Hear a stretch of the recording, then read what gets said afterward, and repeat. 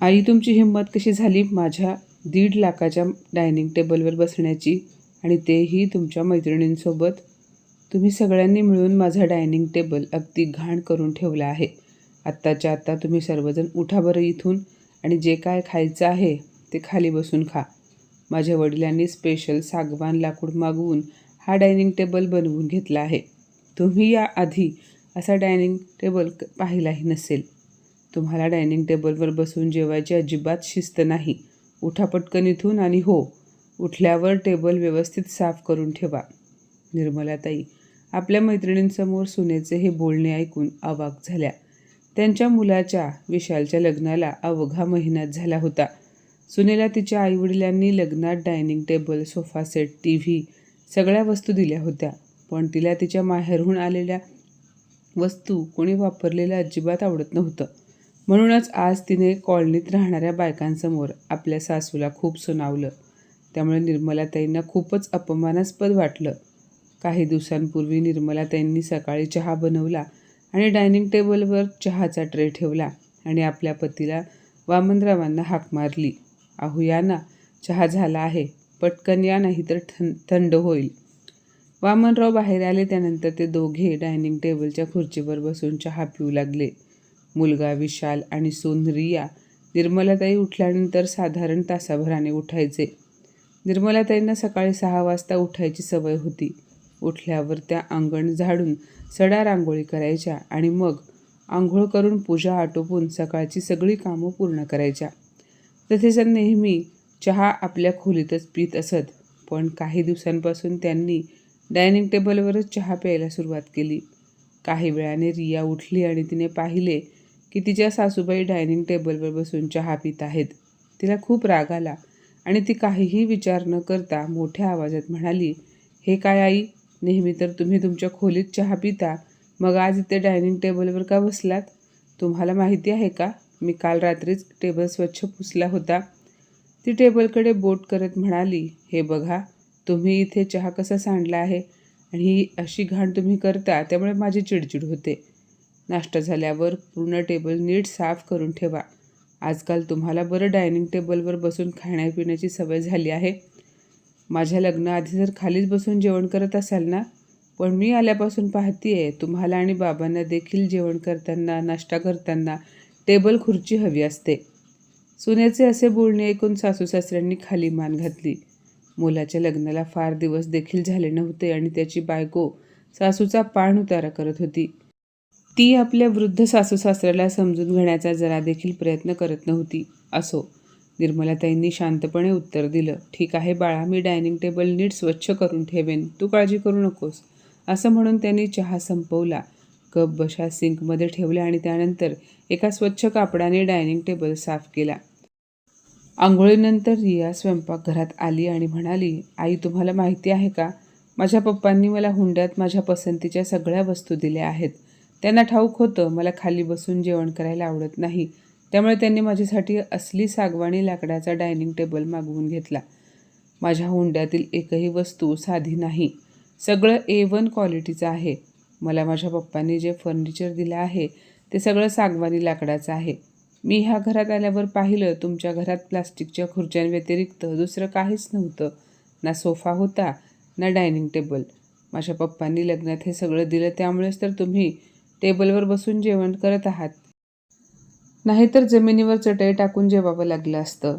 भेंडी चिरत असलेल्या निर्मलाताईंनी शांतपणे उत्तर दिलं, "बाळा, आम्हाला कधी त्या गोष्टीची गरजच वाटली नाही, त्यामुळे आम्ही घेतले नाही. आणि तुला कदाचित माहिती नसेल, पण विशालचे बाबा जे काही कमवायचे ते पैसे आम्ही घर खर्चासाठी आणि विशालच्या शिक्षणावर खर्च केले. घरात वस्तू कमी असल्या तरी मुलाच्या शिक्षणात आम्ही कसलीच कमतरता ठेवली नाही. म्हणूनच तो खूप शिकला आणि आज इतक्या चांगल्या नोकरीवर आहे. आम्ही मुलाच्या शिक्षणावर पाण्यासारखा पैसा खर्च केला. तेव्हा जर आम्ही तुझ्या नवऱ्याला शिकवण्याऐवजी घरात अशा महागड्या वस्तू आणण्यात गुंतलो असतो तर कदाचित आज घरात सामान ठेवायलाही जागा उरली नसती." सासूचे बोलणे ऐकून रिया चिडली आणि म्हणाली, "आई, मुलाला शिकवलं तर त्यात एवढं मोठं काय केलं? प्रत्येक आईवडील आपल्या मुलांना शिकवतात. माझ्या पप्पांनीही मला शिकवलं आहे, पण शिक्षणाबरोबर घरातल्या सगळ्या सोयीसुविधाही दिल्या आहेत. माझ्या माहेरी कोणत्याच गोष्टीची कमतरता नाही. Dining table, sofa, T V, mixer, microwave सगळं आहे. पण मला वाटतं मी यायच्या आधी या घरात अजूनही जुन्या काळातल्या वस्तू वापरल्या जात होत्या आणि त्यावरच तुम्ही समाधान मानत होतात. निर्मलाताईंना सुनेचे बोलणे अजिबात आवडले नाही. ती सासूच्या बोलण्याचा अर्थ समजून घेण्यास तयारच नव्हती. सतत आपल्या माहेरचंच कौतुक करत राहायची. निर्मलाताई सुनेच्या कोणत्याही बोलण्याला प्रतिउत्तर देत नसत. त्यांना वाटायचं सून अजून घरात नवीन आहे, हळूहळू घरच्या वातावरणात रुळेल आणि नेहमी माहेरचा जो मोठेपणा दाखवते तोही कमी होईल. पण रियाच्या वागण्यात काहीच बदल झाला नाही. ती सतत सासूची अवहेलना करायची, सासऱ्याचा अपमान करायलाही मागे पुढे पाहत नव्हती आणि माहेरचे इतके गुणगान गात राहायची की ते ऐकून निर्मलाताईंचे कान किटले होते. एके दिवशी शेजारच्या काही बायका निर्मलाताईंना भेटायला आल्या. रिया आपल्या खोलीत आराम करत होती. निर्मलाताईंनी सगळ्या मैत्रिणींसाठी चहा नाश्ता बनवला आणि बनवलेला नाश्ता आपल्या खोलीत घेऊन गेल्या आणि चटई टाकून सगळ्या मैत्रिणींना खोलीत बोलावलं. पण त्यांची एक मैत्रीण म्हणाली, "अगं निर्मला, मला गुडघेदुखीचा त्रास होतो. तुझ्या घरात डायनिंग टेबल आहे तर मग आपण सगळे इथे बसूनच नाश्ता करूया ना." निर्मलाताईंना मैत्रिणीचे बोलणे योग्य वाटले, पण त्यांच्या मनात मात्र धाकधूक सुरू झाली. आम्ही नाश्ता करायला बसलो आणि सून उठून आली आणि सगळ्यांसमोर तिने मला काही उलटसुलट बोलले तर? मग मी त्या सगळ्यांना काय उत्तर देऊ? कारण त्यांना आपल्या सुनेच्या बोलण्याचा काहीच भरवसा नव्हता. कधी कुठे काय बोलेल काही सांगता येत नव्हतं. तिच्यात थोडाही समजूतदारपणा दिसत नव्हता. निर्मलाताई चहा नाश्ता घेऊन डायनिंग टेबलकडे गेल्या. त्यांच्या मैत्रिणी डायनिंग टेबलच्या खुर्च्यांवर येऊन बसल्या आणि नाश्ता करू लागल्या. निर्मलाताई देखील नाश्ता करत होत्या. त्यांच्या सुनेने बाहेरून येणारा बोलण्याचा आवाज ऐकला आणि ती खोलीतून बाहेर आली. डायनिंग टेबलवर निर्मलाताई आणि त्यांच्या शेजारी राहणाऱ्या सासूच्या मैत्रिणींना बसलेले पाहताच रियाच्या तळपायाची आग मस्तकात गेली. तिने हेही पाहिले नाही की तिच्या सासूच्या मैत्रिणी घरी आल्या आहेत. ती संतापाने ओरडत म्हणाली, "आई, तुम्हाला किती वेळा सांगितलं आहे माझ्या डायनिंग टेबलवर बसून जेवू नका म्हणून? तुम्ही त्या टेबलवर काही ना काही सांडत असता.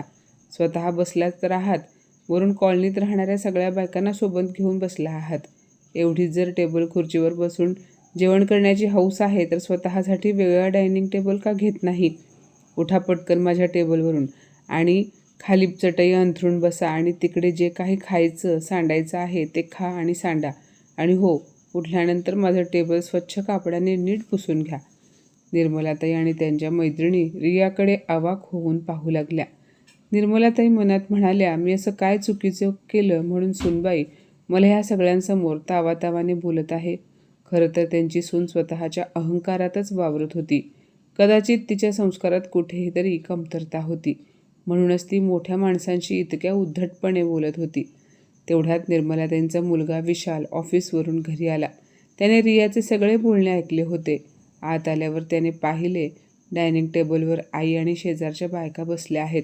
तो परिस्थिती सावरण्याचा प्रयत्न करत म्हणाला, "अगं आई, रियाचे बोलणे एवढे मनाला लावून घेऊ नकोस. ती सहजच बोलली असेल. तुम्ही सगळ्या आरामात डायनिंग टेबलवर बसून तुमचा चहा नाश्ता करा. आणि रिया, सकाळी ऑफिसला जाताना मी एक फाईल घरातच विसरून गेलो. ती कुठे ठेवली आहेस? चल दे बघू मला." असं म्हणत विशालने कसाबसा बहाणा करून रियाला आपल्या खोलीत नेलं. रिया खोलीत आली खरी, पण नवऱ्याकडे रागाने पाहत म्हणाली, "तू मला इतक्या घाईघाईने का घेऊन आलास? आता काय ऑफिसला जाणार आहेस का म्हणून तुला लगेच फाईल हवी होती? आणि मला सांग, तू त्या लोकांना डायनिंग टेबलवरून का नाही उठवलंस? तुला माहिती आहे का किती महाग आहे तो डायनिंग टेबल? तब्बल 1,00,000 रुपयांचा आहे. माझ्या बाबांनी सागवानी लाकडाचा बनवून घेतला आहे. आणि त्या गावंढळ लोकांना डायनिंग टेबलवर बसून नीट खायलाही येत नाही. 2 दिवसांपूर्वी तुझी आई त्या डायनिंग टेबलवर बसून चहा पित होती. त्यांच्याकडून थोडासा चहा देखील सांडला होता. त्या लाकडावर असंच काही सांडत राहतील तर माझा डायनिंग टेबल खराब होईल. हे बघ, तू आता बाहेर जा आणि त्या बायकांना आधी तिथून उठायला सांग. माझ्या आईवडिलांनी ह्या सगळ्या वस्तू आपल्यासाठी दिल्या आहेत, बाहेरच्या लोकांसाठी नाही. त्याचा वापर फक्त आणि फक्त आपणच केला पाहिजे असं मला वाटतं. ज्यांना माझ्या डायनिंग टेबलवर बसून जेवायला आवडतं त्यांनी आधी स्वतःला शिस्त लावून घ्यावी." विशालला बायकोचे बोलणे खूपच विचित्र वाटले. तो म्हणाला, "डायनिंग टेबलवर बसून जेवण्यासाठी वेगळी शिस्त कशाला लावून घ्यायला हवी? माझ्या आईला जेवायला येत नाही का? माझ्या आईला नुसतं जेवायलाच येत नाही तर ते बनवायलाही येतं. याशिवाय घर व्यवस्थित सांभाळायला आणि सगळ्यांची काळजी घ्यायलाही येतं. पण रिया, तू कोणत्या जगात राहतेस कोण जाणे? तुला असं वाटतं की जगातल्या सगळ्या चांगल्या गोष्टी फक्त तुझ्याकडेच आहेत आणि तूच तेवढी सर्व गुणसंपन्न आहेस. रिया म्हणाली, विशाल, तू जरा अति बोलतोयस असं नाही का वाटत तुला? तो म्हणाला, आज तू सगळ्यांसमोर माझ्या आईची जी अवहेलना केली ते अजिबात योग्य नव्हतं. विशालने शांतपणे तिला समजावण्याचा प्रयत्न केला. तो पुढे म्हणाला, रिया, तुझ्या डायनिंग टेबलवर बसून जेवले म्हणून तो काही झिजून जाणार नाही आणि माझी आई या घराची सदस्य आहे. मग ती डायनिंग टेबलचा वापर करू शकत नाही का? यावर रिया काहीही न बोलता तिथून निघून गेली. पण एक मात्र नक्की, रियाला तिच्या सासूबाईंबद्दल इतका द्वेष होता ज्यामुळे ती सासूला तिच्या कोणत्याही वस्तूला हात लावू देत नव्हती. बहुधा तिला असे वाटत असावे की ती स्वतःला खूप शिकलेली, आधुनिक काळातील सुशिक्षित मुलगी समजत होती. तिच्या मते ती उच्च शिक्षित होती, पण तिची सासू न शिकलेली होती ना आधुनिक. मग ती बिचारी सुनेची बरोबरी कशी करू शकते? म्हणूनच जर कधी सासूबाई डायनिंग टेबलवर बसून काही खात असतील तर ती त्यांना सरळ उठवायची. असो. इकडे शेजारच्या बायका निर्मला त्यांना म्हणाल्या, अगं निर्मला, तू तुझ्या सुनेपासून जरा सांभाळूनच राहा बाई. तुझी सून फारच तिखट आहे आणि तू तर अशी साधी भोळी आहेस. आज तिने तुला डायनिंग टेबलवर बसू दिलं नाही, उद्या घरात राहू देणार नाही आणि असं झालं तर तुला तुझी सून कधी घराबाहेर काढेल काही सांगता येत नाही. निर्मलाताई म्हणाल्या, नाही नाही, माझी सून असं कधीच करणार नाही आणि माझा विशाल म्हणाला ना, ती तर सहज बोलली असेल. असे बोलून निर्मलाताईंनी सारवासारव केली. त्या सगळ्याजणी गेल्यावर निर्मलाताई खोलीत आल्या.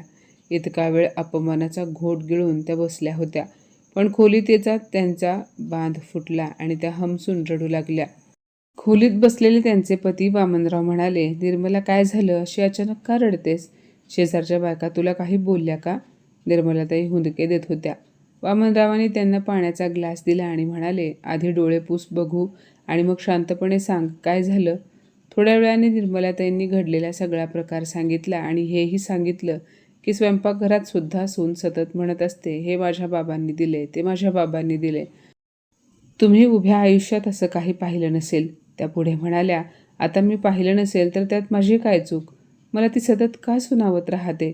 माझ्याकडे जितकं होतं त्यात मी खुश होते. आता मी तिच्या डायनिंग टेबलवर कधीच बसणार नाही. मला टेबल खुर्चीवर बसून जेवायचंच नाही. मी माझ्या जमिनीवर बसूनच जेवण. ह्या आधी तर आपण तसंच जेवण करत होतो. वामनरावांना हे ऐकून खूप वाईट वाटलं. असेच दिवस सरत होते, पण सुनेच्या स्वभावात काहीच बदल झाला नव्हता. छोट्या छोट्या कारणांवरून ती निर्मला त्यांना सुनावत असे. अगदी निर्मलाताई तिच्या खोलीत गेल्या तरी ती त्यांना आई बसा असं म्हणत देखील नव्हती. त्यामुळे निर्मलाताईंनी तिच्या खोलीत जाणंच बंद केलं. त्यांना वाईट वाटायचं, किती आरामात पाय पसरून बसते आणि मी उभी राहते. विशाल हे सगळं पाहत होता. त्यालाही हे आवडत नव्हतं. त्याने आपल्या आईचा संघर्ष पाहिला होता.